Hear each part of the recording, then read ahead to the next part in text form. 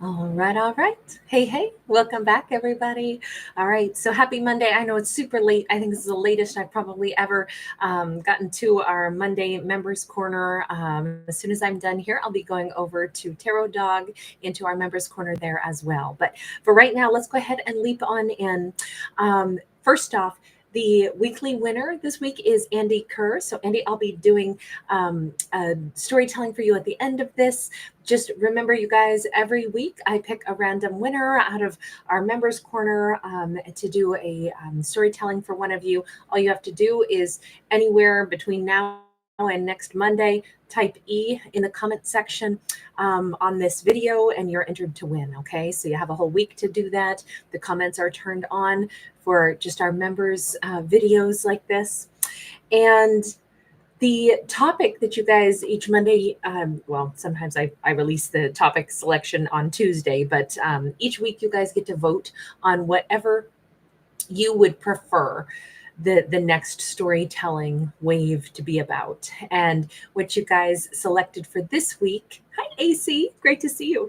What you guys selected for this week is what the upcoming planetary alignments bring in life, love, and abundance. So before we jump into that component, let me first just preface this a little bit. So on February the 28th, we're going to have kind of like a once in a lifetime alignment of 7 planets in the night sky.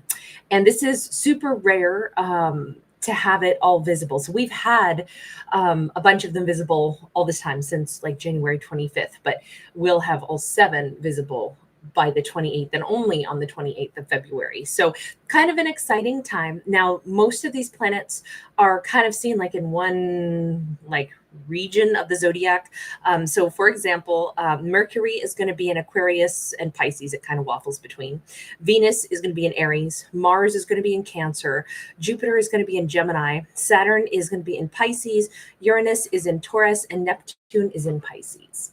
So with that in mind, I thought we would preface this by just saying, now please remember, I'm not an astrologer, but I read up on things and kind of cobble stuff together. And sometimes I use more astronomy, sometimes I use more astrology. So for these resources, I've kind of cobbled together information from like 3 or 4 different sources. One of the Planetary Guides by Llewellyn, Astro Style, a good article by the Astro Twins on there, a good BBC article by Jonathan O'Callaghan. So just so you know, like this is all kind of cobbled together from different locations, but just to give a little bit more, I'll say, interest to why this is pretty awesome is, to have all of these planets be visible like this, for this to even occur, all these planets have different orbital rotations, right? So like Mercury is way faster than we are. It laps the sun in just 88 days. We're of course 365 days, but Neptune is like 60,120 days, something right in there. So I think 190 days, excuse me. So when you figure that all of these planets have different numerical, days worth of energy to travel before they would even make their lap, and the fact that they're all going to be aligned, that shows how special it really is, which is kind of fun. Now there is some scientific hypothesis, although a lot of people disagree with it in the scientific community, but there's been some hypothesis that perhaps when these planets are more in alignment, they create a little bit more gravitational pull that actually impacts the sun and might have an impact on the 11-year cycle that we know the sun goes through of the solar maximum and minimum. Right now we're kind of in the solar maximums, so a lot of solar flare activity. Other scientists say, nah, it has that 11-year cycle with or without the planetary gravitational pull. But I just thought that was an interesting side note. This is also when they're in alignments like this, it does kind of, I guess the best way that I understood it was it can provide a bit of like almost a shade so that other things can be studied in the galaxy, in the universe, which is kind of a cool time also to get like a different, if something's like blocking a certain amount of light, or light has to pass through another object or around it, you get kind of a different opportunity to do some spectrometry and check out the wavelength of different things and better study the universe. So this is kind of a cool time scientifically. Now, if we shift back over and kind of look at all of the different effects, I'm going to go through this briefly and read off some of the notes that I made before we get into me using any cards, just because I think this is a nice preface to this. I'll timestamp it so you don't have to listen to this lengthy intro if you don't want to, but I feel like this kind of is important. So keeping in mind that Mercury is a planet that is, in ancient Greece, Mercury was the messenger of the gods. And so, of course, we think of Mercury as the messenger even now. So like associated with things like a glance, a symbol, a gesture, all those things are associated with how we interpret information from Mercury. Now, Mercury tends to also continuously, like if we notice one glance or one symbol or one gesture, that's rarely the end of it. It's rarely just like one little thing like, oh, I noticed that. It usually gives way to like lots more information that winds up getting like pulled in. So it's a busy little planet, right? And with it being in Aquarius and Pisces, it may cause more increased intuition, especially around Valentine's Day. Actually, that would have been heavily increased, and especially at dark. So that's just a side note here. The planet Venus, which of course is going to be part of the alignment. This is the planet that like helps us get all of our favorite things. This is the planet that's when we feel pleased, when we find things that feel good, whether this is love, whether this is people, whether this is our favorite, ice cream or chocolate or whatever it is. That's kind of like with the work of Venus involved. Venus is going to be in Aries though, in this alignment, and it does hint that there's a lot of passion, a lot of increase in passion, but also the need for impulse control. Mars is our planet of self-defense. It's the one that Mars is all about action taking. It's the courage. It's the thing that says it doesn't matter what I'm stacked up against. All I know is that I'm going to go ahead and fight for what I believe in anyway. I don't care if I'm going to win or not. I'm still going to do what feels right. So it's self-defense. It's governing the head and the muscles. But this time around, Mars is going to be showing up in Cancer, which it's actually been in retrograde and will be until I think the 23rd of February. But this says, I think it's been in retrograde since February 23rd of 23, excuse me. Passion, intimacy, there can be, because of the passion, intimacy, but also the fact that it's Mars and Cancer during this retrograde, there can be some like feeling of being trapped and being like, housebound, and, like a remedy for that could be to like take action and start, decluttering the house and do things if you're feeling like trapped and stuck and stagnant during this retrograde, or during this alignment. Jupiter is the planet of like great growth. It's the big daddy planet, right? So this is the one that kind of like governs enthusiasm and laughter. It makes us want to learn more. It makes us want to take classes. It can also push us to excess sometimes. And words associated with that are like, I want more, I want to do better, but it can also be too much, again, components of excess. And it's going to be in Gemini during this alignment. So it actually is a strong encouragement to like talk and assert oneself, particularly in relationships, to grow, to expand. So kind of an exciting time for that. That could be super helpful. Saturn in this alignment, it's always associated more with like rules and boundaries. This time around, it's going to be in Pisces. And so there's a sensitivity here. This can have to do with stalling as well. So, and discipline that can become too much discipline. But if we use this energy right now during the alignment, it can also be a time to like turn inward and be disciplined enough to heal inner wounds. So it could, again, have a really nice side note to that we could use to our advantage. Uranus is the planet of independence. This is like the planet that says, I'm surprised sometimes at what I even did. I didn't know. I shocked myself. This is the like genius potential. This is a planet that rules like our legs and calves and ankles. And this time around, it's going to be in Taurus. And this kind of indicates more future forward thought processes as a whole.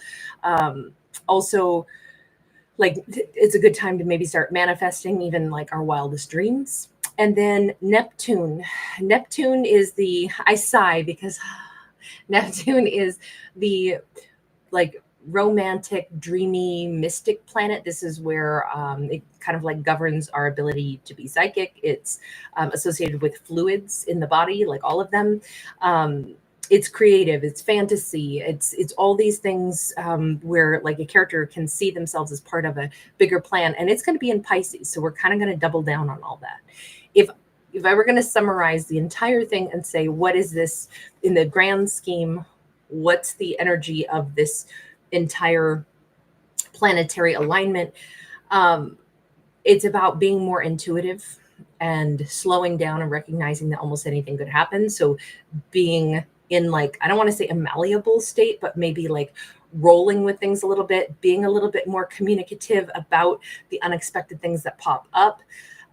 Knowing that this is a time maybe to study a little bit more or pay more attention, or, enjoy kind of like how special this is. It's kind of like, I take it as a time to be really present. If we're going to slow down and pay more attention, it's because we're going to be more present. So we'll keep all that in mind, but now we'll turn to the cards, and I will timestamp this just so you don't have to hear all that if you don't want to. But I thought it would be nice to preface some of that to better take a look at the different planets and kind of like what those placements might indicate, because that could pop up in this as we start looking at, how is this planetary alignment possibly going to impact life, love, and then just kind of like, I said coin, meaning like abundance, but let's start with, how does this impact life? How does this planetary, we've kind of already talked about it, but let's go to the cards now. Hi, everybody. Hey. So good to see you. Slate Princess Kins, AC, thank you. We have got the Hanged Man. It's in the reverse. How it impacts life. It does not look like it's about slowing down or delaying. So that's nice. This is like, delays are maybe over, and there will be energy coming in life in general. There may be things could become clear. Things that we've been pondering over could actually start to take shape. And it's like, oh, I see that totally different now. I see which direction I'd want to go. I see how I'd like to do this. 8 of Pentacles is upright. So I think that there's going to be some clarity on what to work on February the 28th, on that planetary alignment. We could have a character, specifically, we could have strong Pisces energy. So ideas, dreams, things that a character cares about, they may suddenly start working on a project. They may be inspired. They may see the way forward on some kind of a project that could be more dreamscapey, something more like a creative, or even something that a character has felt like drawn to without explanation. They may suddenly say, I think I'm going to start working on that thing again. I think I want to do that again. Page of Swords, it's a time to study up on something. It's a time to put some energy into the things that previously we felt were either we didn't have time for, or maybe it was a stupid idea, or maybe we just didn't really see how we were going to make it happen.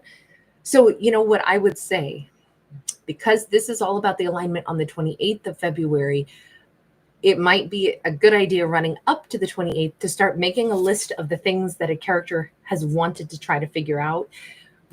Like, what sort of things have I put on the back burner? What kind of ideas have I felt stumped on? What kind of plans, goals, things that are important to me? Make a list of everything that's important, but maybe I haven't gotten around to giving energy to, and then see what comes to the surface on the 28th. Are there going to be breakthroughs? Where are those breakthroughs going to be? Where is our character going to suddenly find themselves like, oh, I get it. I have this idea, this thing that I want to do. It's now, come to the forefront of my mind. But it might be wise to thumb through, if somebody's very organized and they've kept, a little filing cabinet full of like their favorite ideas, the things that they wanted to get to, the, whatever paint chips that they were thinking about repainting, a room in their house that they were going to turn into like their meditation room. Maybe they'll be inspired to get back to doing that, turn that closet into a little miniature, insomnia room, or whatever you want to call it. It just feels like a character might find themselves having a breakthrough and getting all reinvigorated to jump back into a project. We got a 10 of Wands. This could be really cathartic. This is something that I think is going to give them peace of mind, but it is a physical activity from what I can tell, because time of stasis is over. The time to pour some energy in, to be more active minded in this single minded pursuit. I think this is really going to be awesome for our character, because I think it could be part of like soothing. Remember, we talked about maybe using this time a little bit for that healing energy, that internal healing the internal wounds, the Saturn in Pisces energy. That could perhaps, and even the fact that we have Pisces, it could be that Mercury is going to be more important, which is that increase in intuition. And then also the placement of Saturn, which is also going to be in Pisces, and Neptune. All of those are going to be in Pisces. So we should keep that in mind, because that first card out was Pisces.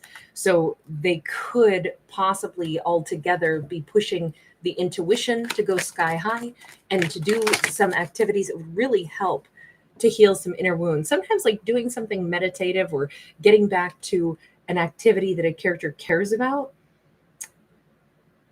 finding a way through it, finding a way through a solution. Like I said, the example of deciding to get back to painting that little closet space and turning it into a little sanctuary in one's own home.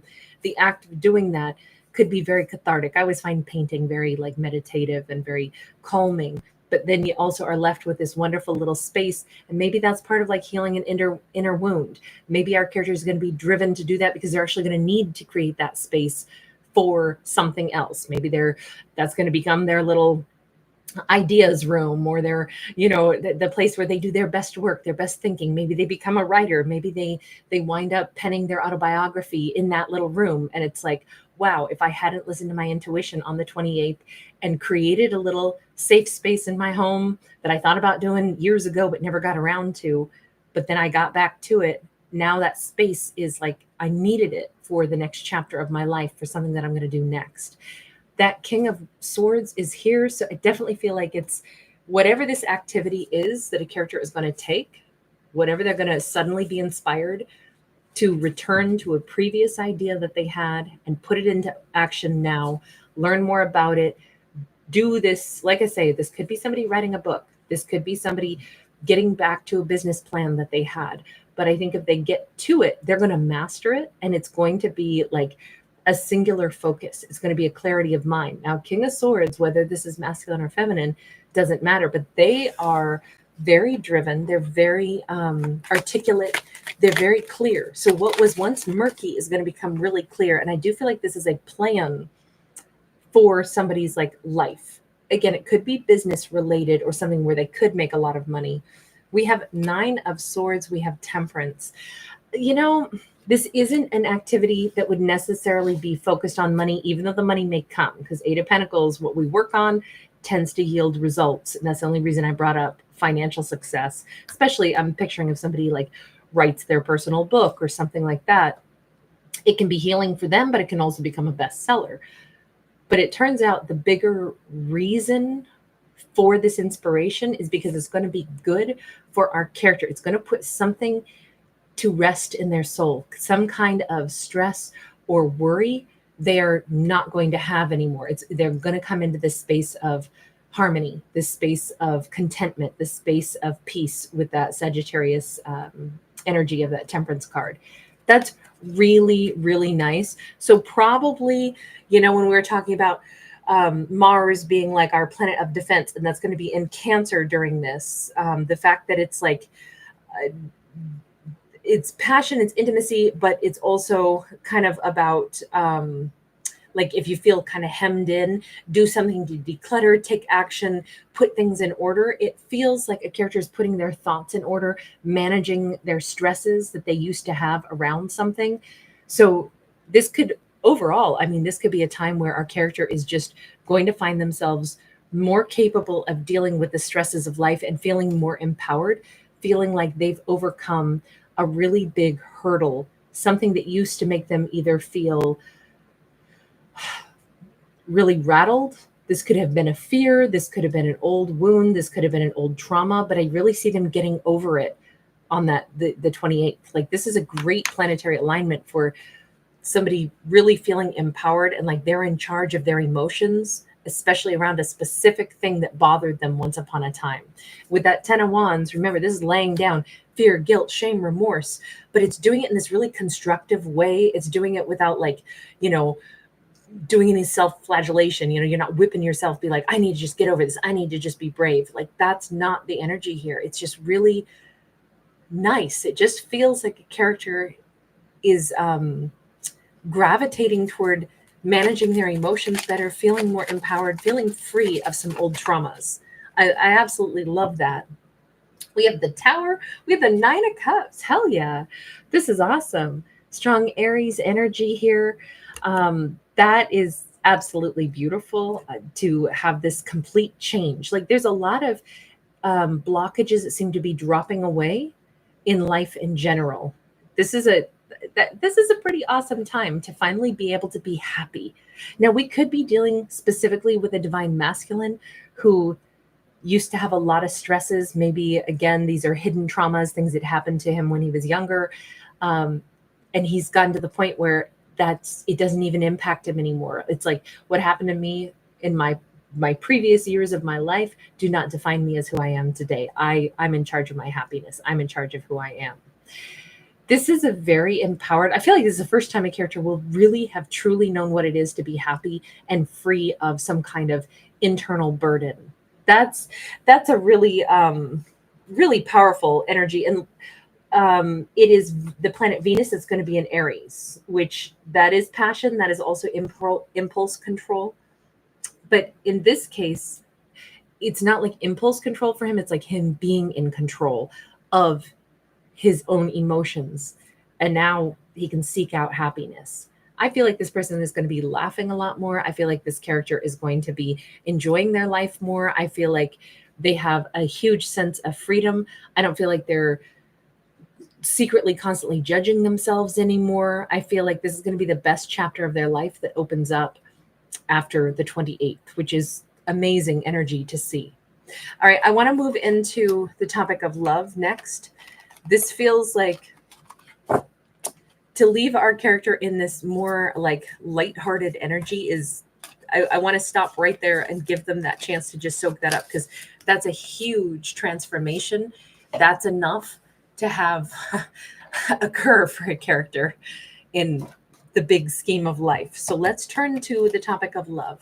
Hi, everyone. So great to see you. All right, here we go. Aries is napping. Aries is napping right now. Hang on, I do need to timestamp this also. 2240 for love. Okay, so during this planetary alignment, as we talk about how is this going to impact love, we've got the Tower. Here's that Aries energy again. And of course, we just said Venus is going to be in Aries. So that's pretty perfect. Actually, we just said Aries is napping. No, I just heard him snort a little bit. But Venus being in Aries, of course, Venus impacts everything about the topic of love. But we're starting out with Aries immediately.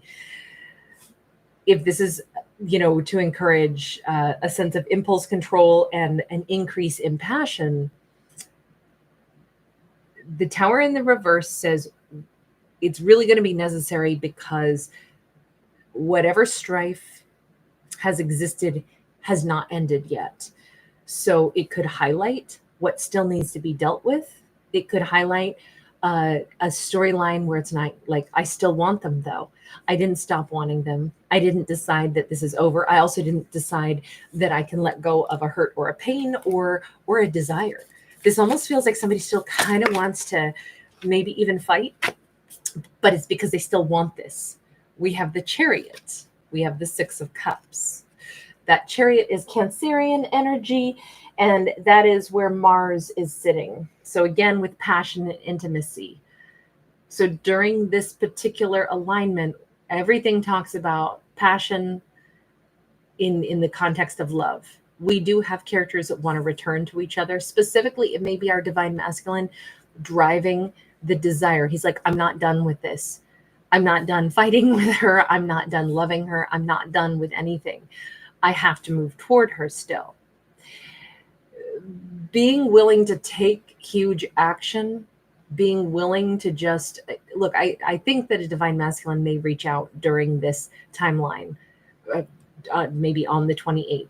And it is partly because he can't let it go, partly because he still wants it, partly because he knows that there's still a big, huge steaming, mess to be dealt with. But he's like, I don't care. I'm passionate enough about this where it's like, I'd rather work through the steaming mess with her than without her and try to let this go. I can't do that. This is definitely, at least from what we see a divine masculine here. Even though I don't read for genders, we're still going to go ahead and say it's whomever is going to be the action taker. The energy of the sun, he's going for it on the 28th. He can't let this go. Now, maybe that's because we're talking about the same character when we were describing that King of Swords, the person who's having some pretty nice breakthroughs in the realm of life as a whole and feeling more empowered. Maybe this is the continuation, and maybe we're seeing mostly his story. I only say that because we had kind of strong masculine energy in that first segment when we were asking about life, how the alignment will affect life, and now we have how the alignment's going to affect love, and this could be a continuation. We have the Wheel of Fortune. It is definitely something about divine timing. Again, our central figure is a divine masculine. He is like picturing what he wants to nurture. It doesn't mean that he has to want to have human babies with her, but let's just say he wants to nurture something. And he still says this is finally the right time. I know it is. So I'm not going to let love go. In fact, it's just now starting to get good. It's just now starting to get there. We've got strong Leo, Aquarius, Scorpio, and Taurus coming in here as well. We have water energy as a whole also. And like I said, Cancer and Aries. And let's bring in some more Scorpio with the Death card in the reverse. I just keep he's saying it's not over. This love story is not over. I can't let it go. He's not even saying that anything's going to be transformed. He's like right back to square one. It's like, in a split second, he feels all the same feelings that he ever felt for her. Nothing has changed about the way he loves her, about the way he wants her. And it doesn't even matter how much time has passed. Okay. I did not expect this for this alignment. I was thinking that probably most of the stories that we'd get out of this would be like, okay, so things are being aligned. That must mean things are clicking into place. I'm thinking like an energetic alignment. In my brain, I had assumed that what we'd probably end up seeing was storylines more of like characters feeling more harmonious. And that's kind of what we got when we were talking about how it'll impact life as a whole. But I didn't expect that it would actually make a character double down on feelings that they have either buried and never released, desires that have still been unfulfilled, and they're saying, I still want what I want, and damn it, I'm going to go after it finally. I'm not going to let this go when I can't let it go. In fact, it's just now the first time that I can admit to myself how much I'm never going to be able to let her go. We have the Four of Pentacles. As much as he's saying nothing has changed, she's still holding back from me. But he kind of pictures her at like a train station that he never came to pick her up. I'm wondering at one point, and I don't like this, but I got to say it anyway. At one point, did he leave her on red? Did he leave her without a comment? Did he essentially ghost? Did he fail to respond? Did she make an offer? She's got all her bags. She's all packed up, ready to go. Now, this could have been her saying, I'm going to walk away from this if I don't get what I need. And his response was silence. And it's like, that's like the meanest way to handle it. Cause it's, flagrant disrespect. It's like, fine, go ahead and go. I could care less. I'm not going to try to keep you. I'm not going to converse. I'm not going to say anything. He may be acknowledging, I left her in a conversation without saying a word. I left her sitting here with her bags packed without telling her goodbye. Or I could look at it as she made an offer that I didn't accept. So it's like she's been sitting at the train station all this time, wondering what's going to happen. Now, I seriously doubt she's been sitting around doing nothing, waiting for him. But in his mind, he's saying,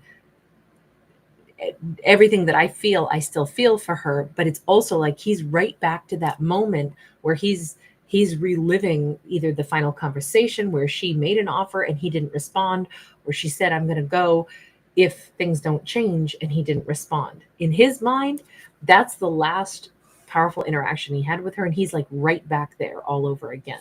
It doesn't mean that he maybe thinks she's just been waiting for him, like, you know, some patient puppy dog or something. I'm thinking it's more that that's where he's at. He's remembering, like he's right back there again. There's some song trying to bust into my head about that, you know, and it's like, and I'm right back there. I think it's not just this song. There's something else, but that song by is it Bryce Lee? Your memory I don't mess with. The girl I was the best with. Some of those lyrics, because he's describing, like, you know, very specific points in, you know, like different seasons that he was with her, and it's, you know, it's so clear when he sings a song that, you know, it's very much, you know, the memory on like a cool autumn day, and he feels her warm hand, you know, those kinds of things. Like, I feel like that's just a romantic way to depict, like, he remembers everything. We have a Seven of Pentacles. A lot of time has passed, though. He is acknowledging that. He has a wheelbarrow full of things to offer at this point, but a lot of time has passed. But it's almost like he put pause. If you could push pause on a movie, sure, it'll sit there and you can come back and watch a movie anytime you want. But putting pause on a relationship, on a person, on a human, on a conversation with a human, that he's aware of all this, even though in his mind, it is exactly like he put it all on pause. 10 of Cups, he's saying, remember that divine timing card? We had the Wheel of Fortune. We see him saying, I'm not going to let this go. I know now I absolutely have no intention of it. I'm on my way back in because now is the right time.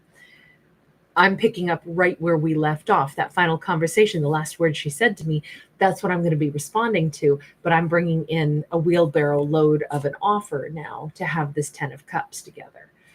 Now, that could be very discombobulating for her because he put everything on pause and went about whatever he seemingly had to, needed to. What can I ask? What on earth? Where has he been? Because this has a feeling of a long time. I mean, maybe it's been like 7 months or something. Knight of Cups. I mean, a chess game takes a long time. I don't know who he was playing chess with. It was obviously a strategic thing in his own mind. I'm not saying he was playing mind games with her. This could have been him trying to figure out his next move in his life. This could have been him playing chess with the universe, trying to figure himself out. I don't feel like he was playing games with her, but he was trying to figure out clarity. Why did he come across as this huge, like, strategist when it came to making an emotional offer and understanding what to give, how to give? You know, I'm hoping it's like, well, I wasn't sure if she was the one who would make me happy, so I wasn't ready to give an offer, so I just went silent on her. Because then, I'm sorry, I would find this person extremely hard to like. We have a Five of Pentacles. Five of Pentacles is, they've been out wandering about in the snow, which I personally am not a snow bunny, so that sounds horrible to me. Snow is only fun until my feet get saturated, and then I just want out, and I don't want to be out in the snow anymore. I want the snow to stop. I want summertime back. So this doesn't look pleasant to me, and a Five of Pentacles indeed is a sense of loss. I can't say that I don't think he was game playing with her, and I don't think he was like, well, I don't really know if she would make me happy.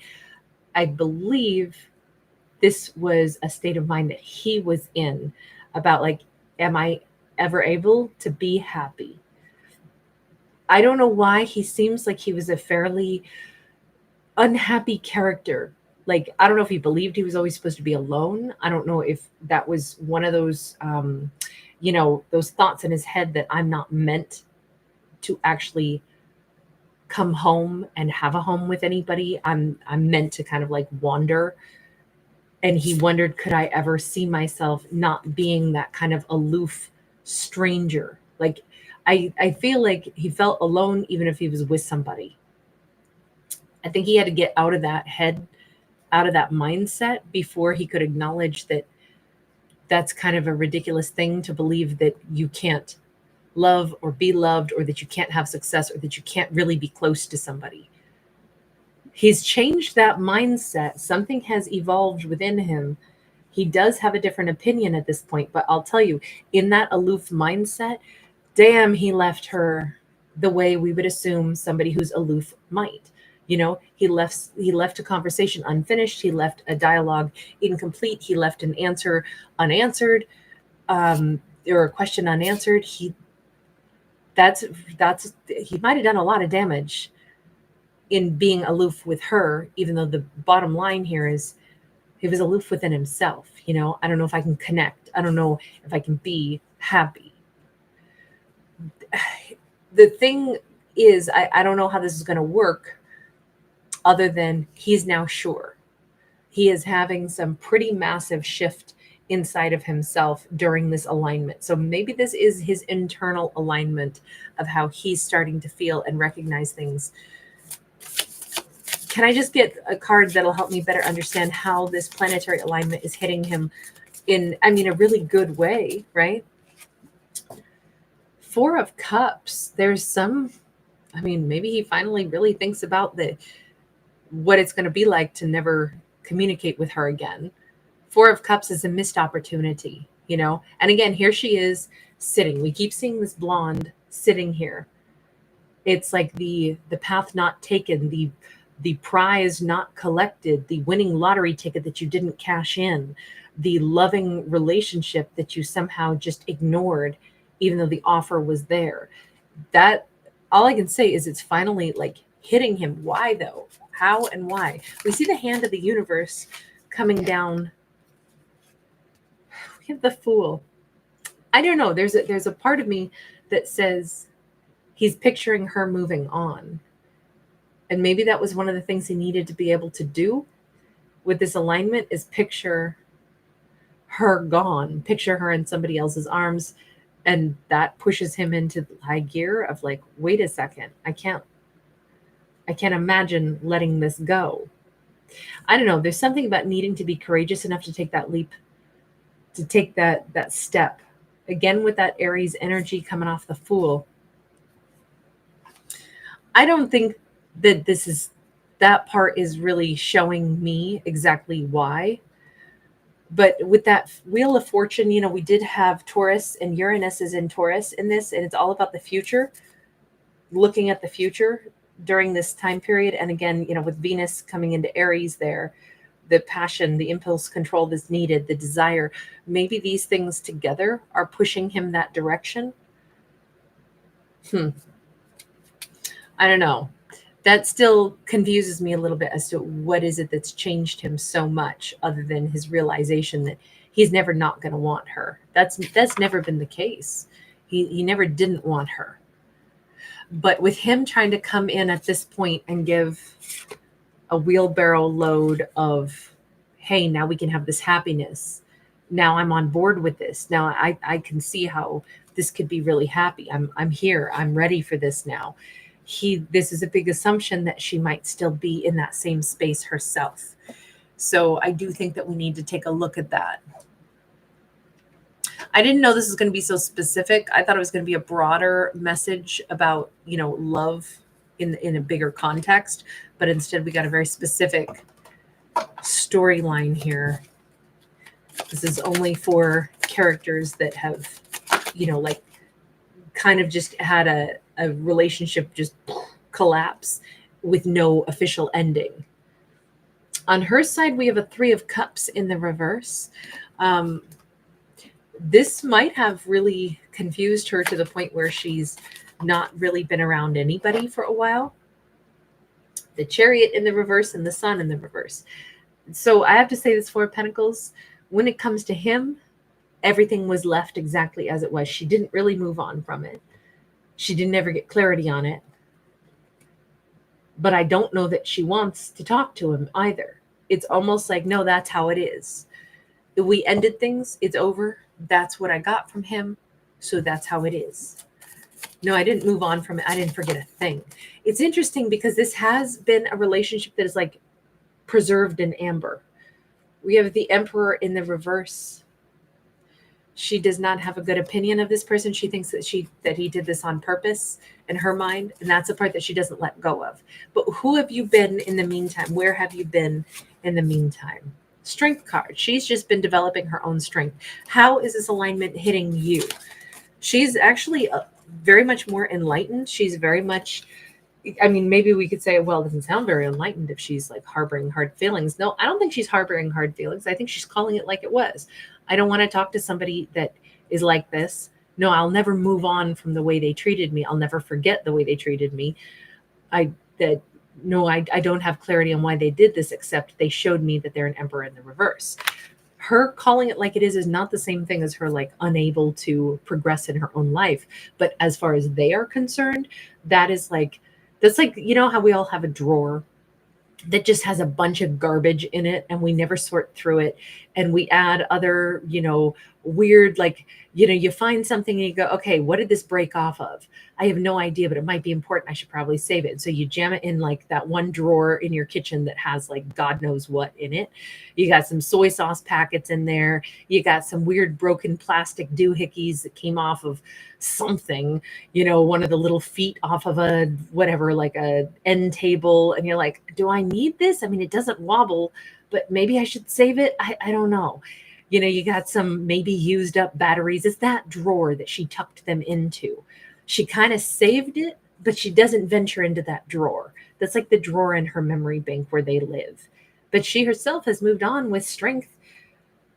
King of Pentacles, Queen of Wands, Two of Swords. I don't think that she's in a relationship, but I think she's picturing the kind of relationship she'd want to have. And now she's at that precipice of, where am I going to find it? Because I know what I'm looking for. I know how I feel about me. I'm sexy. I'm empowered. I'm ready to be in a relationship with somebody amazing. And which path is going to take me there? I don't think she's like in a state of confusion. I think she knows very well what she wants as far as love goes. I think she just doesn't quite know where to find it. And she's at this little funky crossroads. Whereas, do I go right or do I go left?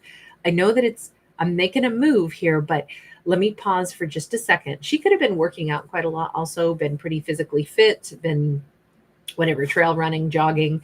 She's feeling good about herself. She comes across at this point as, maybe she changed her hair color. She looks brunette instead of blonde now. She's ready for somebody that's really going to give to her. She's ready to fall in love, to have romance. She's ready to go out on dates, to look hot, look sexy. But where is that person? She's at that point where this is what the alignment is doing for her. She's in a state of, I'm ready for some of this. I'm ready for something awesome, for something wonderful. So where am I going to find it?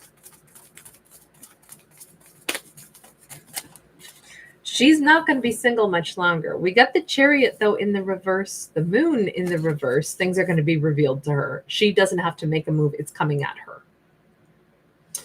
By the way, strong Pisces and strong Cancerian. So we go right back in and we say, then in that case, Mercury, the planet of communication and increased intuition in this storyline, Saturn, being in Pisces, is also going to be a lot more sensitivity and healing of wounds. And Neptune, the psychic energy in the Pisces realm, is going to be really strong in here. And then with that Cancerian that is impacting Mars, that planet of action, passion, intimacy, that's how it's hitting her. We've got the Ace of Wands and we've got the Sun, but also in the reverse. I think it's because she's at that moment where she knows what she wants, but where does she go to find it? And the answer here is that it's coming right at her. I'm not saying it has to be them. Well, we know that they're coming right at her, but that might be her chance to just close this cycle out with them, which she never got closure before, but she doesn't have to take a single move forward. She's standing here and it's coming at her. There is a big revelation. Even if she's going to discover that she's very uninterested in this person, She may be very confused, though, honestly, because she might have thought there's no way I would ever be interested in them again. And she may be confused by how she feels hearing from them. All I can say is he's definitely coming toward her in this storyline. And she's probably not going to quite know what to do with that, because she was so sure she would never. He belonged in that drawer with the little broken, weird bits and pieces that she doesn't have a use for. I think it is going to be bizarre to get the Knight of Cups. This is something she's just going to have to figure out what she wants to do with it. I mean, this is somebody trying to like romance her, take her out on a date, bringing flowers in. This is somebody who wants to sit and talk for hours. After being left at the train station like this, now he wants to date. Now he wants to talk. Now he wants to sit and chat for hours. I mean, I can see why this would be such a head trip for her. I kind of feel bad that she's got to deal with this. On the other hand, the universe, do you want to weigh in on this? With this energy of alignment and these things that are shifting, and this is a once in a lifetime. So I have to say, whatever choice she makes, she's got a big amount of energy that resting on her shoulders to make the right choice for herself. Seven of Swords is, the universe says, sometimes we lie to ourselves. Sometimes we're hoping for something.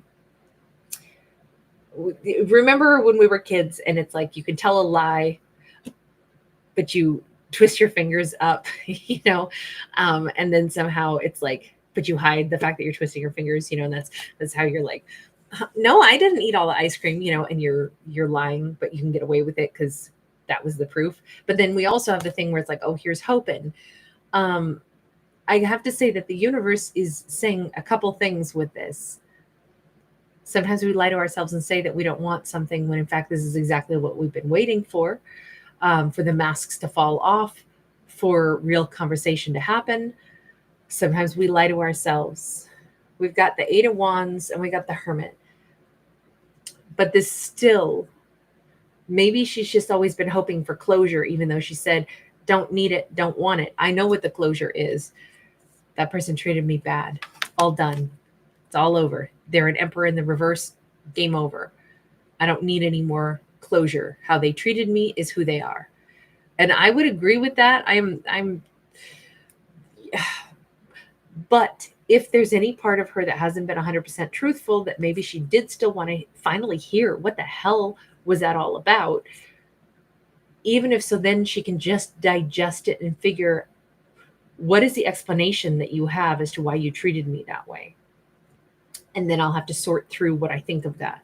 If there's any part of her that ever wanted that, it is coming in. And so be mindful, be honest enough with oneself to say, did I want this? Did I always want an answer as to what happened? Because don't shut it down if that's secretly what she's ever wanted.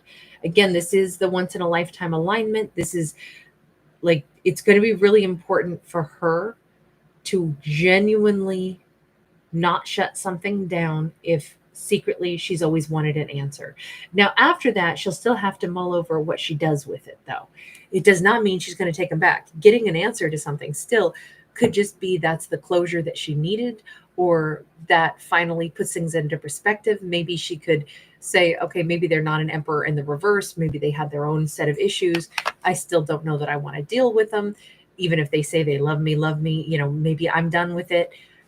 But at least she'll be able to move forward with, the information so she can think about things and determine what she wants. Do we have a final message on this one? Three of Cups in the reverse. I mean, it is going to be the deep thought on, after all this time that they've been away and she's moved on in her life anyway, could she see them being a part of her world, or has her life changed in such a dramatic direction that she couldn't fall for them again no matter what? That's what's going to have to be figured out here is, is there any way that she could even vision taking them back into her world? I don't know what happens. I only know that it seems like this is pretty positive. The fact that they're having some big breakthroughs, the fact that she may also have an opportunity to, I mean, I don't know, maybe it's not what she wanted, but Because of that card of the lie, I'm thinking it is deep down something that she's wanted. Yes, I have wanted to get their explanation. I said I didn't need it, didn't want it, but sometimes it is still hard to understand or to let go of, like, why would somebody have treated me, like dropped me like a hot potato? Like, I don't understand that. So I could see that she would still deep down actually even need that answer. Possibly. It depends on what kind of person she is. It depends on who she is. But here it says she has wanted that.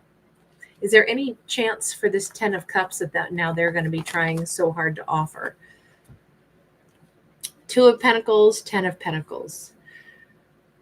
We don't have an answer because this is a moving, target. This is like, it depends on her. She's the one who will be in the position of making the choice. She's going to be the tables are very much turning.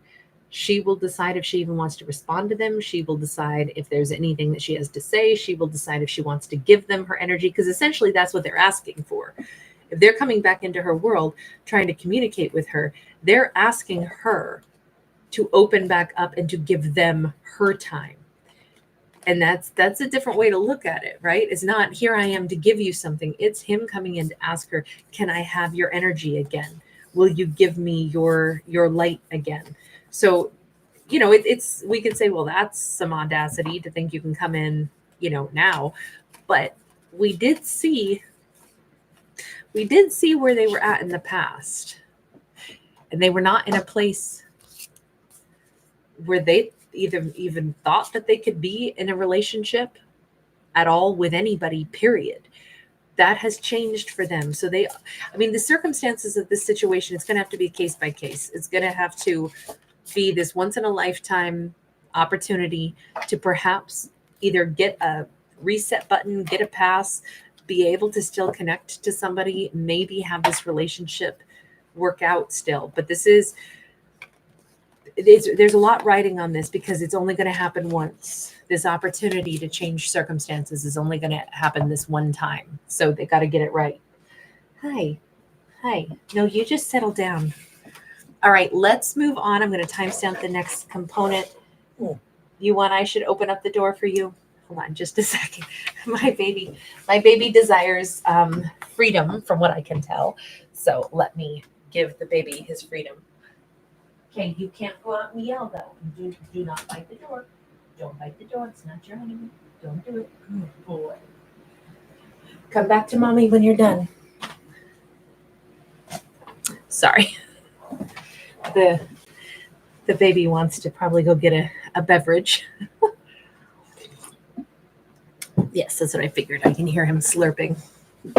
Okay, now let's go into 5245. So how is the alignment going to impact the realm of abundance, the coinage, however we want to say it?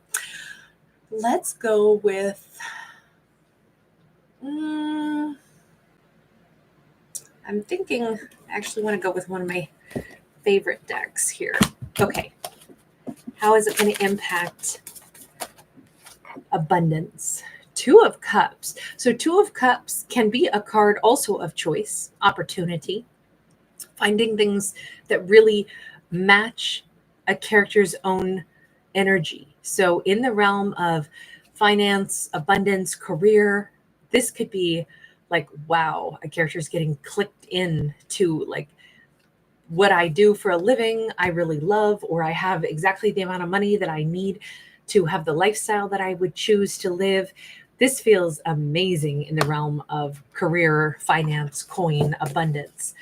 That's really nice. This could be the first time in a character's life where they're like, I can't believe it. I've struggled my whole life. And now 9 of Pentacles, my money's looking tight. It's looking good. It's looking like I got it dialed in. I can afford what I want. I look around me and I have the life that I want. I have the things that I want. Oh, that's, what a relief, right? Because in love, there's some tension, right? In life as a whole, we had awesome energy. In love, we have kind of intense energy. But now when it comes to things like finance and abundance and creature comforts, we are having almost an excess. We're having a lot of stability. and more yet to come with the Knight of Coins. We have things that keep getting yummier. We have things that keep stewing and brewing. I feel like somebody's going to have a much better relationship with abundance, because we see like the card of a chef here in the kitchen.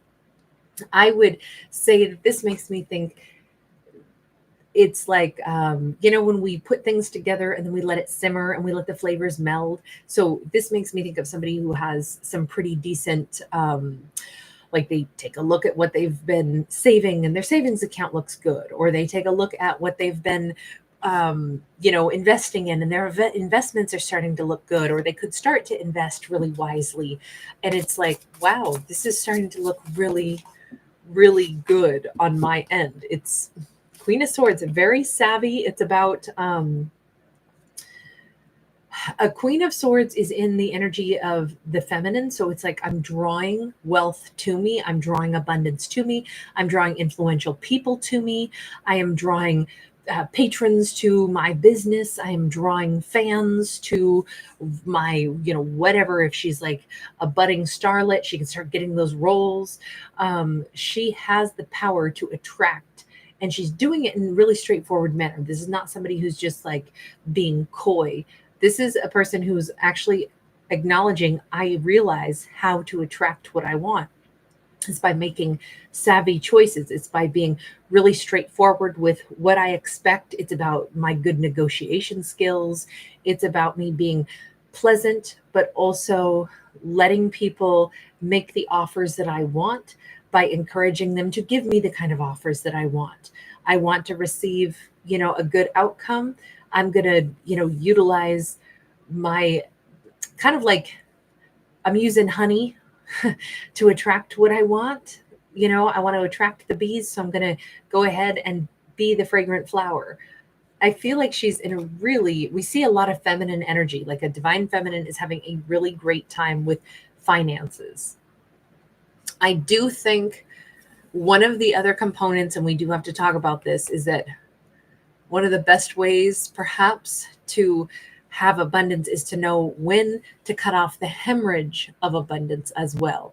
If you're going to receive things, you have to know how not to let them slip right through your hands, or how not to bring in and clog up space with things that you don't really want. So I'm not saying that she's not generous, or that she doesn't still donate time, or that she doesn't still give, but she's going to be a lot more savvy in, I always think that it is wonderful if you, are receiving, then, share it or do what you can to also like pay it forward in different ways, but not at the expense of like giving away everything you've got. Because then guess what? You're never going to, start to like actually rise at all. So you have to be able to still say, of course I can be generous, but within sensible realms. I can donate this, I can volunteer here, but it has to be not to the extent where it jeopardizes what my revenue income is. So I have to keep that income coming in, and then I can use a percentage that I can then, give outside of what I'm earning. But I can't just let all kinds of things out of, sheer goodwill or sheer generosity that I don't know how to put a stop to. This is an important lesson for somebody who suddenly is having abundance for the first time in their lives, because they may be unaccustomed to it. And the first thing they might want to do is give it away to somebody. And it's like, hang on, it's awesome that you're enjoying some kind of flow of abundance into your life. And I get that you want to share it, but you have to be savvy enough to know, put a limit on how much you instantly give away. Otherwise, every amount of money that comes in, you just instantly hand it to somebody else. And guess what? You never actually get to enjoy the flood that was supposed to come to you. So I do think that there's this fine line between, sure, still be generous, but not to such an extent that you give away everything that is coming your way. So she may have to cut somebody off, and be a little bit more wise with this new financial flood that's coming her way. We have the moon. So again, we've got Piscean energy. And if we look back again, for Pisces, we've got the planet Mercury is in Pisces during this alignment, so increasing that intuition. We also have Saturn is in Pisces, and that's going to be about like healing wounds. So we could have a character who's had, since it made me want to talk so much about like be careful not to give away all the abundance that you have. Our character could have had some kind of inner wounding that might have made them, either, hell, this could be somebody who's like, I wish that somebody was proud of me. I wish my, whether father figure was around to see my success today. Let me do something huge and generous, make a big donation in my father's name or something. It might be like, whoa, wait a second. Don't think about that a little bit more. Do you spend a ton of money on, like something that will just be maybe meaningful to you, but will it do any real good? I don't know. It just feels like there's a caution in this. So I'm saying it that way because that's what I see. And then we also had Pisces in Neptune, or excuse me, Neptune in Pisces. So again, with that, psychic energy, that fluid energy, that mysticism, that fantasy realm, all of that is come into play when we talk about the finances in this alignment, this planetary alignment. And so there are some things that our character won't be able to see, but they should listen closely to their intuition. And to me, because this is where the caution is coming in, I would just say anything that she impulsively wants to do with her finances, especially because it's starting to feel like she's got some breathing room, she's got some comfort in regards to, her resources. It says, if you start to feel like you want to do something, give something, spend something, pause and wait, just, at least one night, sleep on it, think about it, ask, those deeper intuitive questions about like, what am I hoping to, why do I want to do this? First off, what am I hoping the outcome will be if I give this kind of resource, or if I spend this kind of, chunk of my finances? What is it going to yield? How is that going to impact things? Because I feel like she needs to better understand why she may want to do certain things with this financial inflow. And I think that the warning is, if you don't act with some kind of deeper understanding of why you want to do what you want to do with your finances or with your comfort zone, why do you instantly think about like giving too much of it away? If you don't consider, you could make a foolish mistake, and then you're right back to not having that flow of abundance. So it just, I don't know, to me, there's a big caution in there because things are going good for her. Things are going to be starting to align. Things are going to be starting to get better and easier. And it says, good, now's the time to be savvy and intelligent and think about your next moves so that you continue to welcome in that flow of, financial fertility, instead of accidentally doing something that's an emotional drive and spending too much or giving away too much. Yeah, Ace of Swords, again, it's going to really require some truthful decision making on how best to like handle abundance moving forward. And there will be certain things, certain impulses that I think our character is going to have to govern a little bit better. I think we're dealing with a super generous person who's not used to having more than what they need. And if a really sweet person who finally has some abundance, they might be tempted to instantly give it all away, and then they'll go right back to not having the abundance that was intended for them. So it says they're going to have to be honest with themselves. Like, it does feel really good to like maybe have some more comfort around me in the realm of, abundance and finances and all of that. And I would like it to keep going. So maybe I should be, just a little bit more mindful about how to generate more of this. It's really, I feel like this is asking a character to have a better relationship with things like finances and money, and not feel like just because it's a blessing that somehow they're only allowed to enjoy it for a hot minute, and then they should probably give it to somebody else so they can enjoy it instead.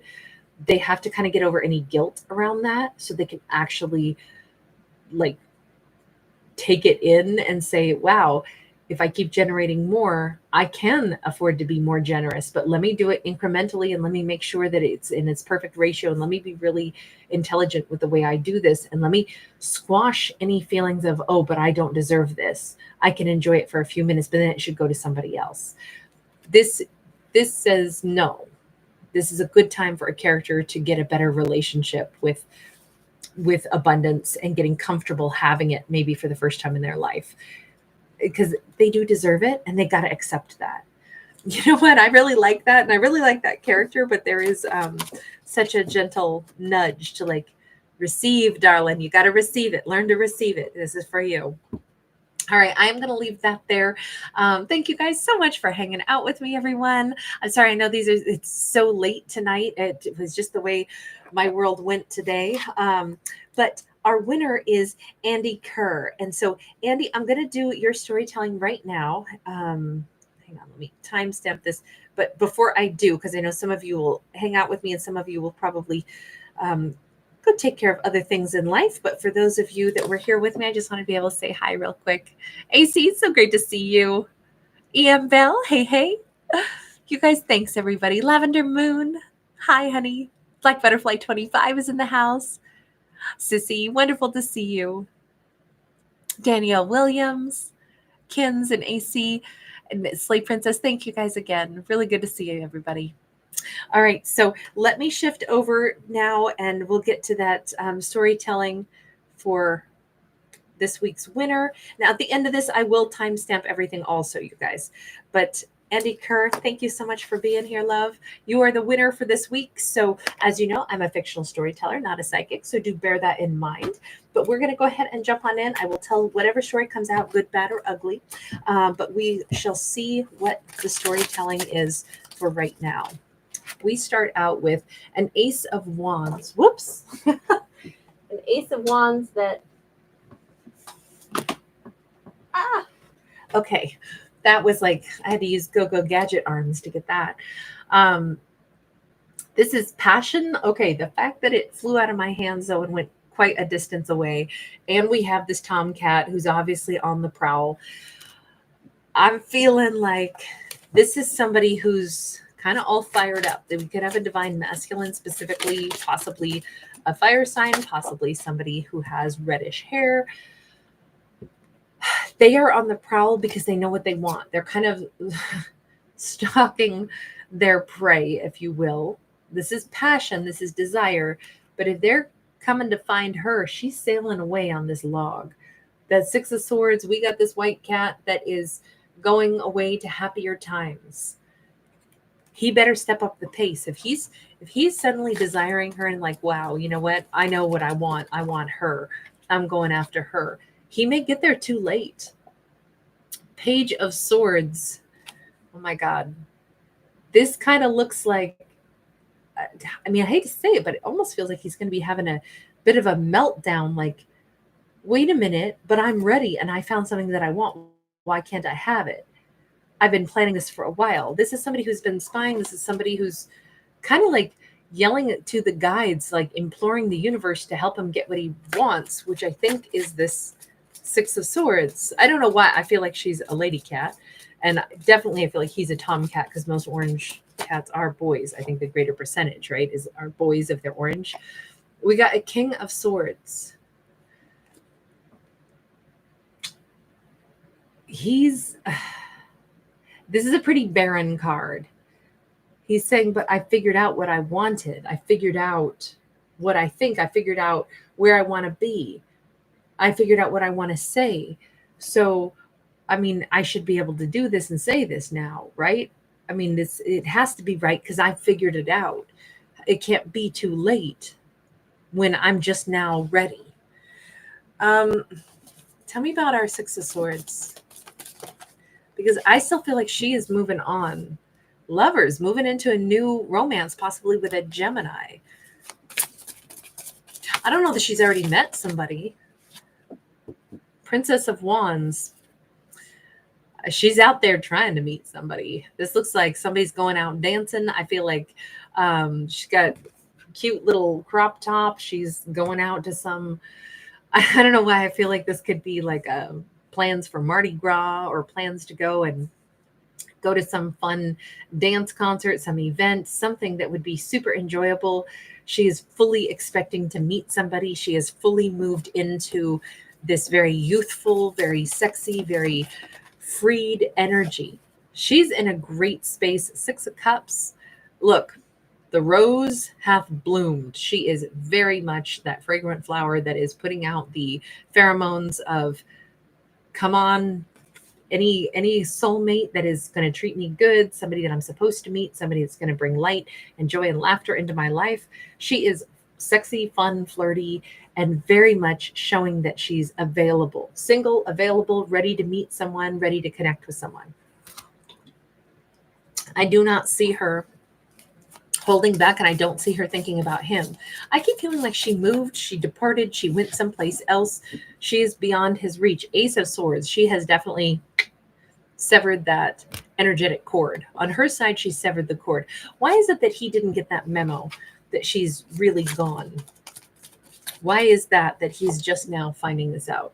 Nine of Pentacles in the reverse.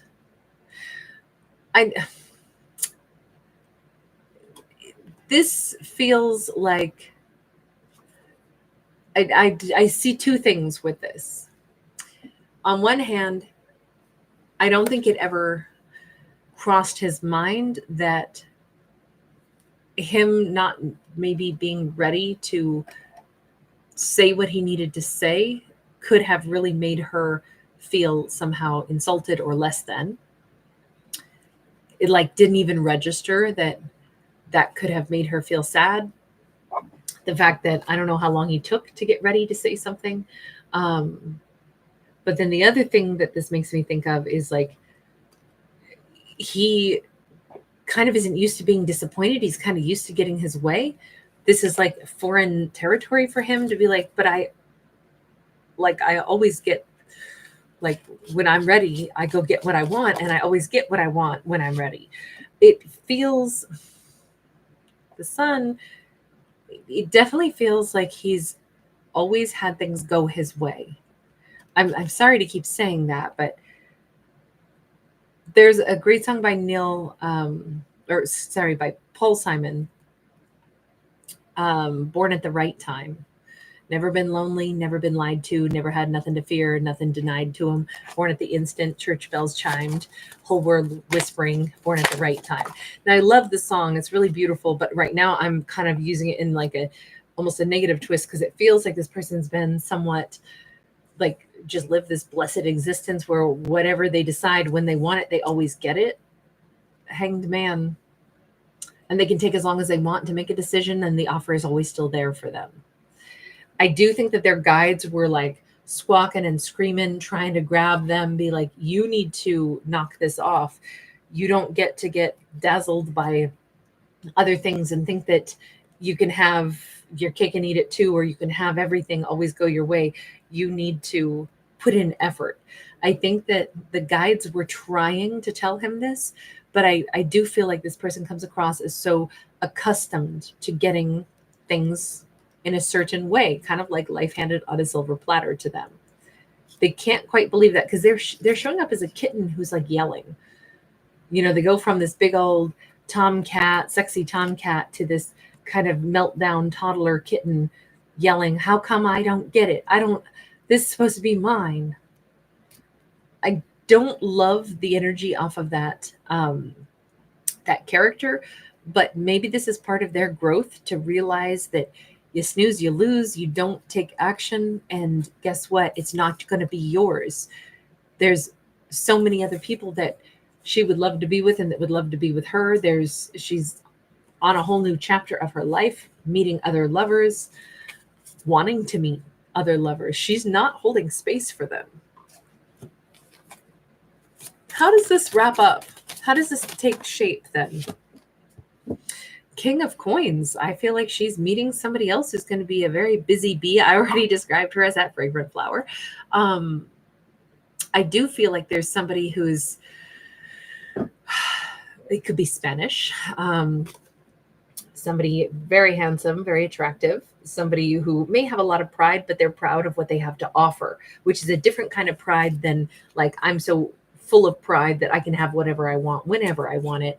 This is somebody who's proud because they have something that they would like to present to her. They would be proud to offer her something. This is somebody who's, I think, a much better, more stable match. I feel like this is somebody who will love having her by their side. We have the moon. The moon is what's been hidden from view all this time, the deeper desires, the deeper ideas, the things that she's maybe wanted, but there is something that's been hidden even from herself. What is this? I hope it doesn't have too much to do with them. The Chariot. No, it's that she knew she wouldn't meet somebody new and meet the right person until she could let go of this person of the past. She knew that she had to leave all the bones of the past behind and fully move forward before she was going to meet this amazing person. It's like she sensed that they're out there, but she knew deep down, although it was kind of hidden from herself, until I really let go of them, I'm not going to meet this incredible King of Pentacles. I don't know if like this is being illuminated to her where she's like, oh my God, like I could have probably met him sooner, but I didn't let go. I didn't move on from that previous Tomcat soon enough. It was all contingent upon me being the one to move forward so I could meet this amazing person. You know, it was very much, she's been kind of the pivotal person all this time. If she wants something better, she can always choose it. Moving forward, letting go of them, letting them be in her past is what brings her into the life that she's really supposed to have with the person she's really supposed to have it with. Thank God she had the either the intuition to move forward or just the like fed upness that made her go, I'm done. But she definitely comes across as somebody who has some pretty pure intentions, and we can see that corona of light from the sun radiating off of her. She does kind of look back over her shoulder just a smidge, but I think it's probably because they're over here making a ruckus and we see them howling here like, but wait, I'm ready now. I don't see her turning around and coming back. And I think this is really the way it had to play out is what she's realizing. You know, she had to not want that anymore. So then she could meet someone that she does want. I feel like this story was not about exes returning or even figuring out what's going to happen with that ex. In fact, I think there's a good reason not to ask what happens to the ex because she's realized how imperative it was for her that she move forward. So I'm going to leave that one there. Anyway, you guys, thank you so much. Really great to see everybody. Take care. Have a great evening. I'll see some of you over on Tarot Dog in the Members Corner next. And then hopefully tomorrow I'll be back. I kind of had a rough day. I had to lay down and rest my lungs for a while again before I could go live tonight. So sorry that this came out so late. It was just a kind of a wonky day, but well worth it because now I stopped coughing finally. I had a little asthma attack. So anyway, guys, thanks again for being so patient with me today. Lots of love. Bye.